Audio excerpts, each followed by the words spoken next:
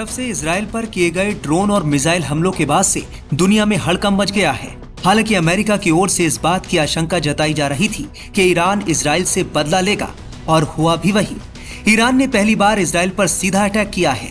Israeli defence force ने दावा किया कि ईरान ने 150 से ज्यादा फिदाइन ड्रोन और 200 से ज्यादा बैलिस्टिक मिसाइलें इजराइल की तरफ दागे। टाइम्स ऑफ इजराइल के मुताबिक ईरान के हमले में इजराइल के नेवातिम एयरफोर्स बेस को भारी नुकसान पहुंचा है। हमले की वजह से मची भगदड़ में 12 लोग घायल बताए जा रहे हैं। ईरान के हमले के बाद इजरायली प्रधानमंत्री नेतन्याहू ने फौरन डिफेंस फोर्स और बाकी अधिकारियों के साथ वॉर मीटिंग की। उधर हमले के कुछ ही घंटों बाद ईरान का आधिकारिक बयान भी सामने आ गया है, जिसमें ईरान ने युद्ध खत्म करने की बात कही। ईरान ने कहा कि इजराइल पर उसका ड्रोन हमला संयुक्त राष्ट्र चार्टर के अनुच्छेद 51 पर आधारित है। यह हमला सीरिया के दमिश्क में उसके दूतावास पर इजराइल के 1 अप्रैल के हमले के जवाब में किया गया था। ईरान ने कहा कि हमले के साथ ही मामले को खत्म माना जा सकता है, यानी ईरान ने इस युद्ध के खत्म होने की बात कह दी है।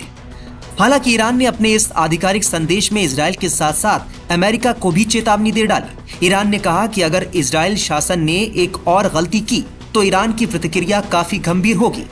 ये संघर्ष ईरान इजराइल के बीच है, जिससे अमेरिका को दूर रहना चाहिए। ईरान के इस बयान के बाद माना जा रहा है कि दोनों देशों के बीच युद्ध समाप्त हो गया है। हालांकि इजराइल अभी भी पूरी तरह से सतर्क है। इजराइल ने अपना एयर स्पेस पूरी तरह से बंद कर दिया है। वायुसेना और जल सेना दोनों ही हाई अलर्ट मोड पर हैं और कड़ी निगरानी बनाए हुए हैं। वहीं इजराइल ने उत्तरी गोलान हाइट्स, दक्षिणी इजराइल समेत कई बाकी क्षेत्रों में लोगों को निर्देश दिए हैं कि वो अगली सूचना तक बॉम्ब शेल्टर के करीब ही रहें। ईरान भले ही युद्ध खत्म करने की बात कह रहा हो, लेकिन इजराइल इतनी आसानी से इसे मंजूर करने वाला नहीं है। ईरान का इजराइल और अमेरिका से हमेशा 36 का आंकड़ा रहा है। ईरान की 1979 की इस्लामिक क्रांति के बाद से ही इजराइल और ईरान की दुश्मनी किसी से छिपी नहीं है। इसके बाद ये पहला मौका है जब ईरान ने इजराइल पर सीधा सैन्य हमला किया है। इस हमले को लेकर अंतर्राष्ट्रीय स्तर पर भी उथल पुथल मची है। फ्रांस ने ईरान के इस हमले को लेकर कहा है कि तेहरान ने एक नई सीमा पार कर दी है, जिससे वैश्विक स्तर पर सैन्य तनाव और बढ़ेगा।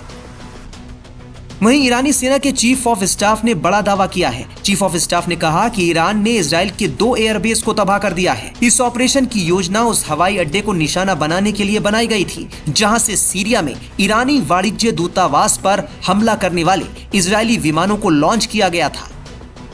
टाइम्स नाउ भारत डिजिटल की रिपोर्ट।